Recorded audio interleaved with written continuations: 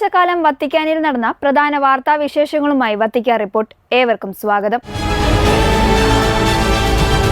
വത്തിക്കാനിൽ കർദിനാൾമാരുടെ consistory June 26 ആരംഭിക്കും.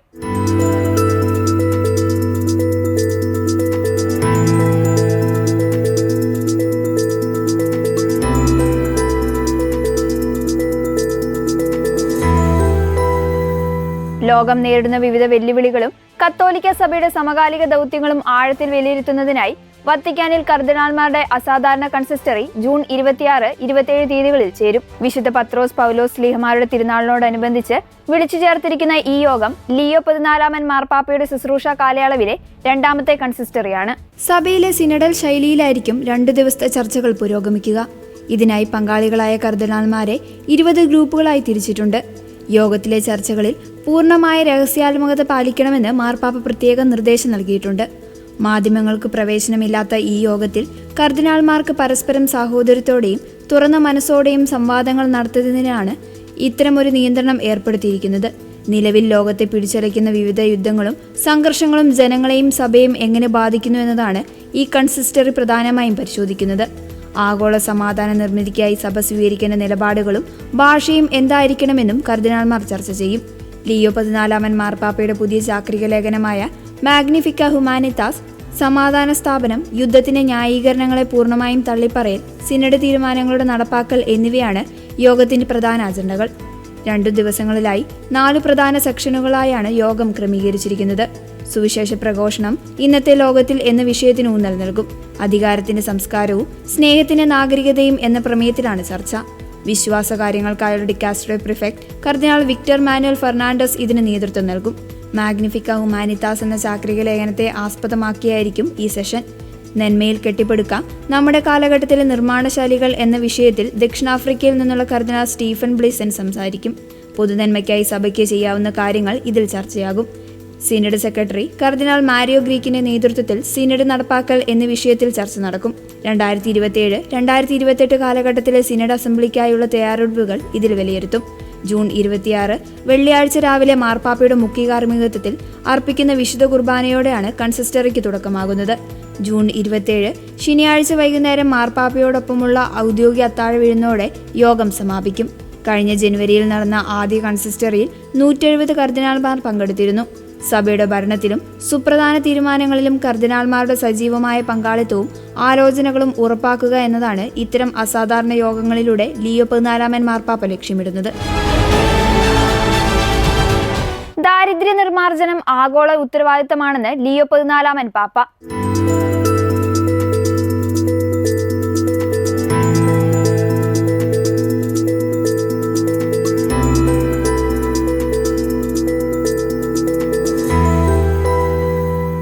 ലോകത്ത് പട്ടിണിയും ദാരിദ്ര്യവും നിർമ്മാർജ്ജനം ചെയ്യുക എന്നത് കേവലം ഒരു കാരുണ്യ പ്രവർത്തനമല്ല, മറിച്ച് ആഗോള സമൂഹത്തിന്റെ സുരക്ഷയ്ക്കും സമാധാനത്തിനും അത്യന്താപേക്ഷിതമായ ഉത്തരവാദിത്തമാണെന്ന് ലിയോ 14 പാപ്പ. റോമിൽ നടന്ന ഐക്യരാഷ്ട്രസഭയുടെ ലോക ഭക്ഷ്യ പദ്ധതിയുടെ വാർഷിക എക്സിക്യൂട്ടീവ് ബോർഡ് യോഗത്തെ അഭിസംബോധന ചെയ്ത് സംസാരിക്കുകയായിരുന്നു അദ്ദേഹം. The distinguished guests at this meeting and the staff of this intergovernmental institution dedicated to saving lives in emergency situations and providing food assistance amid conflicts and natural disasters. Your institution's commitment resonates profoundly with the Catholic Church's mission to uphold human dignity and to foster fraternity rooted in the Gospel's call to love our neighbor. Together, we share the urgent task of confronting hunger and malnutrition, while also tackling the underlying structural causes that sustain them. To meet this task effectively, we must examine the challenges before us, their underlying causes, and the paths toward lasting solutions. Today, crises have evolved from isolated events into persistent realities marked by prolonged conflicts, chronic food insecurity, economic volatility, and growing climate vulnerabilities. This raises a fundamental question. What configuration of the global order is capable of producing, reproducing, and at times normalizing such conditions? The issue is no longer limited to how to intervene. Rather, it extends to understanding why the system constantly produces the very problems it's then forced to correct. The international order has become increasingly fragmented, arising in part from the crisis of the multilateral system.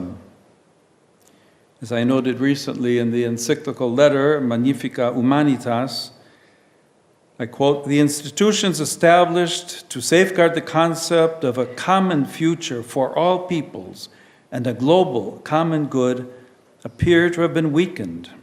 End of quote.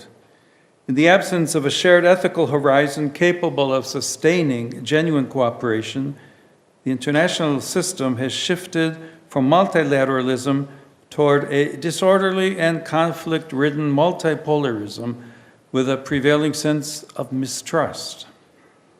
Consequently, states have increasingly allocated their resources toward national security, economic growth, and domestic stability, disregarding the close link between these issues and multilateral cooperation. വിവിധ ആഗോള സംഘർഷങ്ങൾക്കിടയിലും പ്രകൃതി ദുരന്തങ്ങൾക്കിടയിലും മനുഷ്യജീവനുകൾക്ക് സംരക്ഷണമൊരുക്കാൻ ലോക ഭക്ഷ്യപദ്ധതി നടത്തുന്ന സുപ്രധാന പ്രവർത്തനങ്ങളെ മാർപ്പാപ്പ പ്രശംസിച്ചു. മനുഷ്യന്റെ അന്തസ്സ് ഉയർത്തിപ്പിടിക്കുവാനും അയൽക്കാരനെ സ്നേഹിക്കാനുമുള്ള സുവിശേഷ സന്ദേശം സഭയുടെയും ലോക ഭക്ഷ്യപദ്ധതിയുടെയും ദൗത്യങ്ങളിൽ ഒരേപോലെ പ്രതിഫലിക്കുന്നുണ്ടെന്ന് അദ്ദേഹം ചൂണ്ടിക്കാട്ടി. പട്ടിണിയും പോഷകാഹാരക്കുറവും നേരിടുന്നതിനൊപ്പം അവയുടെ അടിസ്ഥാന കാരണങ്ങൾ കണ്ടെത്തി പരിഹരിക്കാൻ ലോകരാജ്യങ്ങൾ ഒന്നിച്ചണിനിരക്കണമെന്നും അദ്ദേഹം ആഹ്വാനം ചെയ്തു. ആധുനിക ലോകത്ത് അന്താരാഷ്ട്ര സഹകരണം നേരിടുന്ന ഗുരുതരമായ പ്രതിസന്ധികളെക്കുറിച്ച് മാർപ്പാപ്പ ആശങ്ക രേഖപ്പെടുത്തി. രാജ്യങ്ങൾ തമ്മിലുള്ള അവിശ്വാസം വർദ്ധിക്കുന്നതും സൈനിക ചിലവുകൾക്കായി വലിയ തോതിൽ വിഭവങ്ങൾ വകമാറ്റുന്നതും പട്ടിണി വിരുദ്ധ പോരാട്ടത്തെ ദുർബലപ്പെടുത്തുന്നു. ലോകത്ത് സാധാരണക്കാർക്ക് ആവശ്യമായ ഭക്ഷണത്തെക്കാൾ വേഗത്തിൽ ആയുധങ്ങൾ അതിർത്തി കടത്തുന്നു എന്നത് വേദനാജനകമായ ഒരു വൈരുദ്ധ്യമാണെന്ന് അദ്ദേഹം ഓർമ്മിപ്പിച്ചു.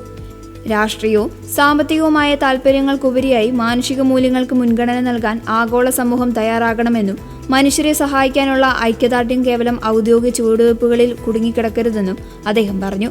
ഭക്ഷണം, വെള്ളം, ആരോഗ്യം എന്നിവ വിപണിയിലെ കച്ചവട ചരക്കുകളല്ല, മറിച്ച് ഓരോ മനുഷ്യന്റെയും അടിസ്ഥാന മൗലികാവകാശമാണെന്ന് പാപ്പ ഊന്നി പറഞ്ഞു.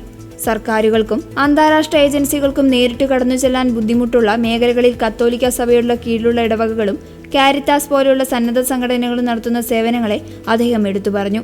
ഇത്തരം പ്രാദേശിക പങ്കാളികളുമായി അന്താരാഷ്ട്ര ഏജൻസികൾ സഹകരിക്കുന്നത് സഹായങ്ങൾ യഥാർത്ഥ അർഹതയിലേക്ക് നേരിട്ടെത്തിക്കാൻ സഹായിക്കും. സ്കൂൾ കുട്ടികൾക്ക് ഉച്ചഭക്ഷണം നൽകുന്നത് പോലെയുള്ള ദീർഘകാല പദ്ധതികളെ പാപ്പ പ്രത്യേകം പ്രശംസിച്ചു.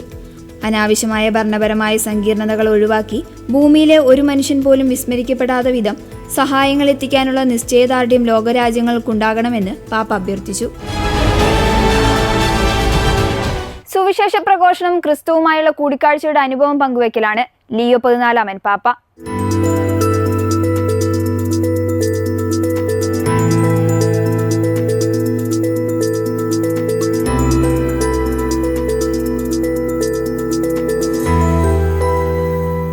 സുവിശേഷ പ്രഘോഷണം എന്നത് കേവലം ഒരു പ്രബോധനമല്ല, മറിച്ച് ക്രിസ്തുവുമായി ഓരോരുത്തരും നടത്തുന്ന സവിശേഷവും വ്യക്തിപരവുമായ കൂടിക്കാഴ്ചയുടെ അനുഭവം മറ്റുള്ളവരുമായി പങ്കുവയ്ക്കലാണെന്ന് ലിയോ 14 പാപ്പ ഓർമ്മിപ്പിച്ചു.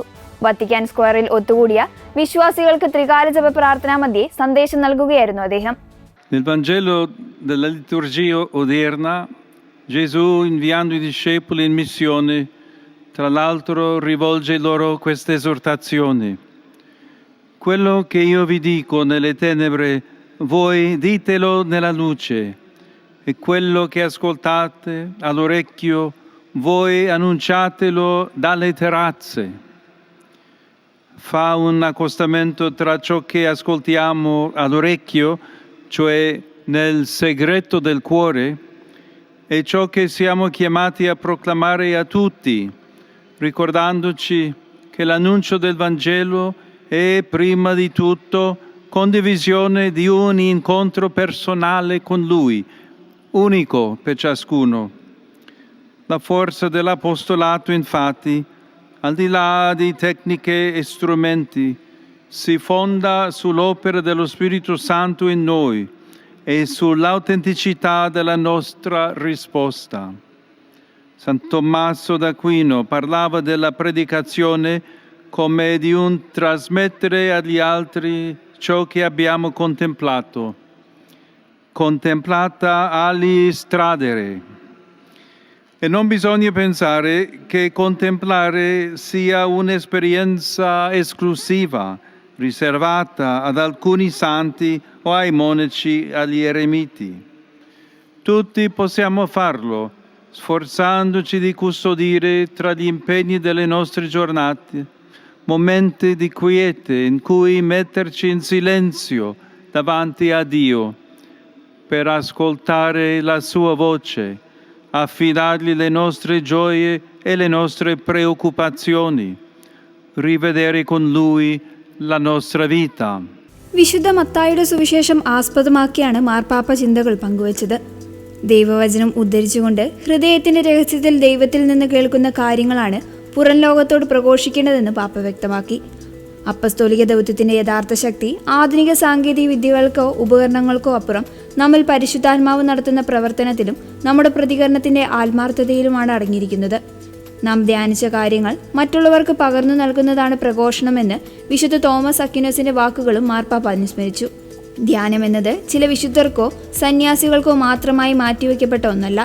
ദൈനംദിന തിരക്കുകൾക്കിടയിലും ദൈവത്തിന് മുന്നിൽ നിശബ്ദരായിരിക്കാനും അവിടുത്തെ സ്വരം കേൾക്കുവാനും നമ്മുടെ സന്തോഷങ്ങളും ആശങ്കകളും അവിടുത്തെ ഏൽപ്പിക്കുവാനും കുറച്ച് സമയം കണ്ടെത്താൻ ശ്രമിച്ചാൽ നമുക്കെല്ലാവർക്കും ഇത് സാധ്യമാകുമെന്നും ലിയോ 14 പാപ്പ പറഞ്ഞു. ശത്രുതയും പീഡനങ്ങളും നേരിട്ടിരുന്ന കഠിനമായ സാഹചര്യങ്ങളിലെ വിശ്വാസ സമൂഹത്തെ അഭിസംബോധന ചെയ്താണ് വിശുദ്ധ മത്തായി ഈ സുവിശേഷ ഭാഗം എഴുതിയതെന്ന് പാപ്പ ചൂണ്ടിക്കാട്ടി. ഇന്ന് ലോകത്തിന്റെ പല ഭാഗങ്ങളിലും ക്രൈസ്തവർ സമാനമായ പ്രതിസന്ധികൾ നേരിടുന്നുണ്ട്. വെറുപ്പിന് സ്നേഹം കൊണ്ടും അഹന്തയ്ക്ക് ശാന്തത കൊണ്ടും നിരാശയ്ക്ക് സ്ഥിരോത്സാഹം കൊണ്ടും മറുപടി നൽകുക എന്നത് വെല്ലുവിളി നിറഞ്ഞതാണ്. അതുകൊണ്ട് തന്നെ നമ്മുടെ വിശ്വാസത്തിന്റെ വേരുകൾ കർത്താവുമായുള്ള തീക്ഷ്ണമായ ബന്ധത്തിൽ ഉറപ്പിക്കേണ്ടത് അത്യാവശ്യമാണെന്ന് പാപ്പ കൂട്ടിച്ചേർത്തു. സ്വർഗീയ രാജ്യത്തേക്ക് നമ്മെ നയിക്കുന്ന യാത്രയുടെ അപ്പമാണ് വിശുദ്ധ കുർബാന. ലിയോ 14 മാർപ്പാപ്പ.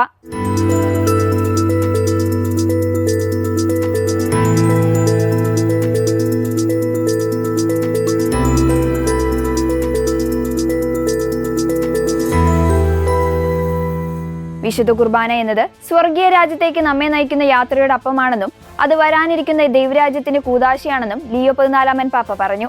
വത്തിക്കാനിലെ വിശുദ്ധ പത്രോസിന്റെ സ്ക്വയറിൽ വെച്ച് നടന്ന പൊതുകൂടിക്കാഴ്ച വേളയിൽ വിശ്വാസികളെ അഭിസംബോധന ചെയ്ത് സംസാരിക്കുകയായിരുന്നു അദ്ദേഹം. Quando Sant'Agostino vuole spiegare ai nuovi battezzati il mistero del corpo di Cristo, riprende il passo di San Paolo che abbiamo ascoltato.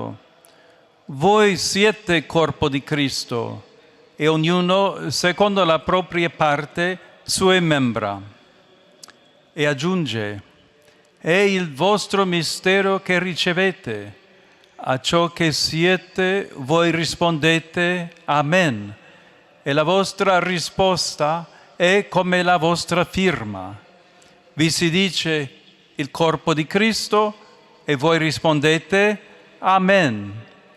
Siate dunque membro del corpo di Cristo, perché il vostro Amen sia vero. Siate ciò che vedete e ricevete ciò che siete. Subito dopo aver rievocato l'ultima cena di Gesù, la Costituzione sulla liturgia parla dell'Eucaristia con questi accenti agostiniani. Per i cristiani, prendere parte alla mensa del Signore significa infatti essere formati dalla parola di Dio, ristorarsi alla mensa del corpo del Signore, rendere grazie a Dio e ricevendolo nella sua parola e nell'Eucaristia che diventiamo ciò che riceviamo.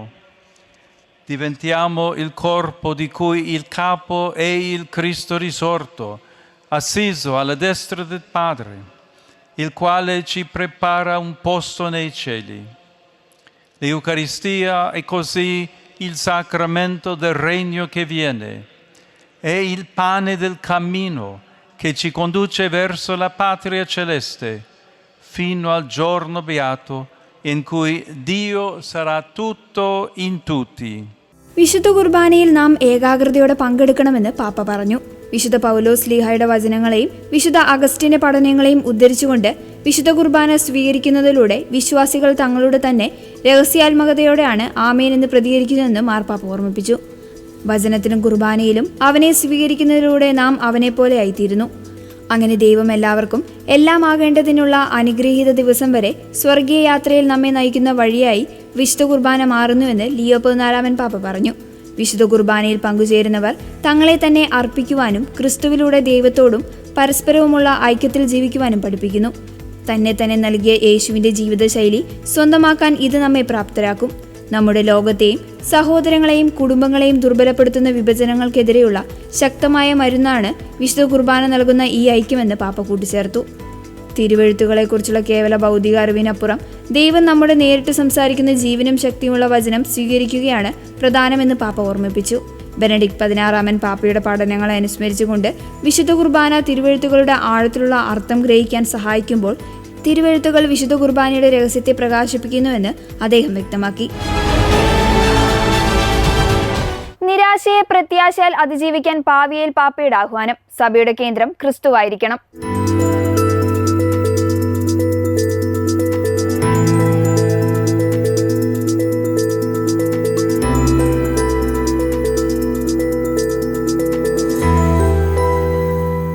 സഭയുടെ എല്ലാ ദൗത്യങ്ങളും പ്രവർത്തനങ്ങളും ക്രിസ്തുവിൽ ഉറച്ചു നിൽക്കണമെന്നും ആധുനിക ലോകത്തിന്റെ വെല്ലുവിളികൾക്കിടയിൽ വിശ്വാസത്തിന് തനിമ ചോർന്നു പോകാതെ കാത്തു സൂക്ഷിക്കണമെന്നും ലിയോ 14 പാപ്പ ആഹ്വാനം ചെയ്തു. ഇറ്റലിയിലെ പാവിയേലേക്ക് നടത്തിയ ഇടയ സന്ദർശനത്തിന്റെ ഭാഗമായി ചരിത്രപ്രസിദ്ധമായ സാൻ പിയത്രോ സിയൽ ഓഡ്രിയോ ബസിലിക്കയിൽ നടന്ന വചന ശുശ്രൂഷയിൽ സന്ദേശം നൽകുകയായിരുന്നു അദ്ദേഹം. Così voi mi dimostrate l'amore della Chiesa laudense per il Papa, un amore che Madre Cabrini nutriva con singolare devozione e obbedienza.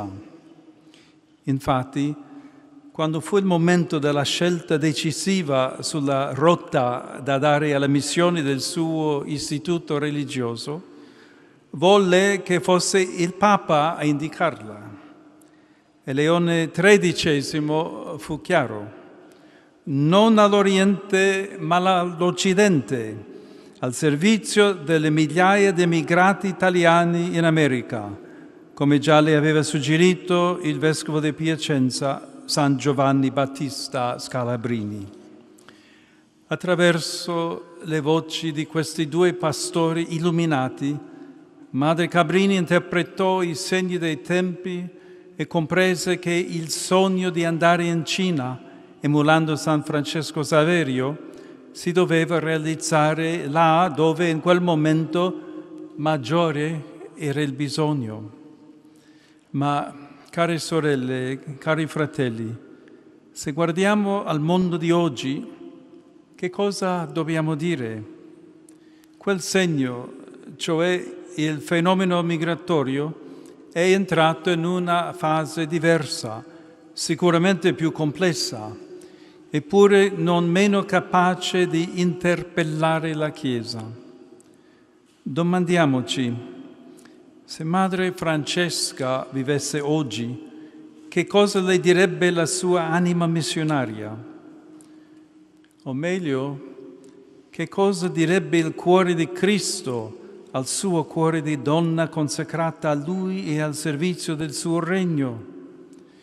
E che cosa le avrebbe chiesto un Papa come Francesco, il quale, figlio di emigrati italiani, ha fatto del servizio ai migranti uno dei punti chiave del suo pontificato.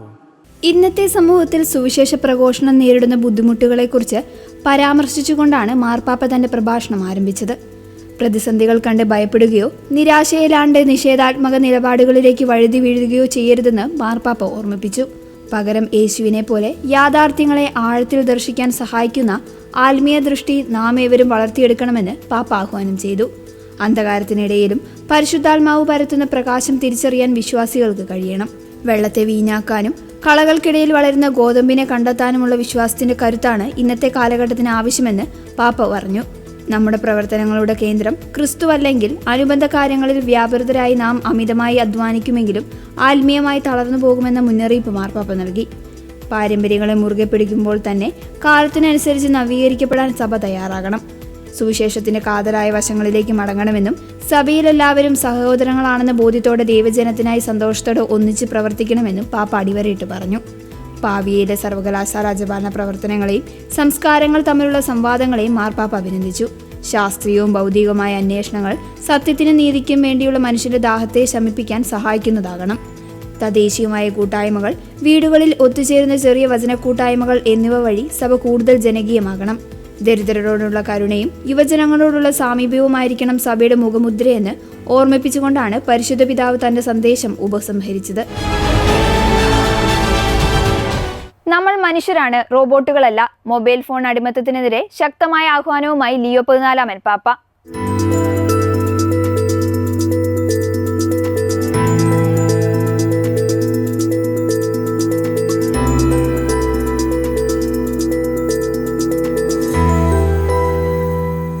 ആധുനിക കാലത്തെ digital ലോകം മനുഷ്യബന്ധങ്ങൾക്ക് ഏൽപ്പിക്കുന്ന ആഘാതങ്ങൾക്കെതിരെയും mobile phone അടിമത്തത്തിനെതിരെയും കുട്ടികൾക്ക് ശക്തമായ മുന്നറിയിപ്പുമായി Leo 14 പാപ്പ. വത്തിക്കാനിൽ കുട്ടികൾക്കായി വർഷം തോറും സംഘടിപ്പിച്ചു വരുന്ന വേനൽക്കാല ക്യാമ്പ് സന്ദർശിച്ച് കുട്ടികളുടെ ചോദ്യങ്ങൾക്ക് മറുപടി നൽകുകയായിരുന്നു അദ്ദേഹം. സാങ്കേതിക വിദ്യയുടെ ലോകത്ത് ജീവിക്കുമ്പോഴും മനുഷ്യത്വവും ഹൃദയബന്ധങ്ങളും കൈവിട്ടു പോകരുതെന്ന് പാപ്പ കുട്ടികളെ ഓർമ്മിപ്പിച്ചു. ഡിജിറ്റൽ ലോകത്തെ അമിതമായ കടന്നുകയറ്റത്തിൽ നിന്നും മൊബൈൽ ഫോൺ ഉപയോഗത്തിൽ നിന്നും എങ്ങനെ മുക്തി നേടാമെന്ന് ഫെഡറിക്കോ എന്ന ബാലന്റെ ചോദ്യത്തിന് വളരെ ഹൃദ്യമായ ഭാഷയിലാണ് പാപ്പ മറുപടി നൽകിയത്. നമ്മൾ മനുഷ്യരാണ്, അല്ലാതെ ടെക്നോ റോബോട്ടുകളല്ല. സാങ്കേതിക വിദ്യ നല്ലതാണ്, എന്നാൽ അത് നമ്മെ അടിമകളാക്കാൻ ഒരിക്കലും അനുവദിക്കരുത്. ഭക്ഷണ സമയത്തും കുടുംബങ്ങൾ ഒത്തുചേരുമ്പോഴും മൊബൈൽ ഫോണുകൾ പൂർണ്ണമായി മാറ്റിവെക്കണം. പരസ്പരം മുഖത്തോട് മുഖം നോക്കി സംസാരിക്കാൻ ശീലിക്കണം. ദൈവം നമ്മുടെ മൊബൈൽ സ്ക്രീനുകളിലേക്കല്ല, മറിച്ച് നമ്മുടെ ഹൃദയങ്ങളിലേക്കാണ് നോക്കുന്നത്. 80 വർഷത്തിനുള്ളിൽ ലോകം ചുറ്റാമെന്ന ഈ വർഷത്തെ ക്യാമ്പ് പ്രമേയത്തെക്കുറിച്ച് മിഷേൽ എന്ന പെൺകുട്ടി ചോദിച്ചപ്പോൾ തന്റെ യാത്രാനുഭവങ്ങളിൽ നിന്നുള്ള രസകരമായ ഒരു പാഠം പാപ്പ പങ്കുവച്ചു. പലപ്പോഴും യാത്രകളിൽ GPS തനിക്ക് തെറ്റായ വഴി കാണിച്ചു തന്നിട്ടുണ്ടെന്നും പലയിടത്തും കുടുങ്ങിപ്പോകാൻ അത് കാരണമായിട്ടുണ്ടെന്നും പാപ്പ വെളിപ്പെടുത്തി. ഇതോടെ ഈ ആഴ്ചയിലെ വത്തിക്കാൻ റിപ്പോർട്ട് പൂർണ്ണമാകുന്നു. അടുത്ത ആഴ്ച വീണ്ടും കാണാം. നന്ദി.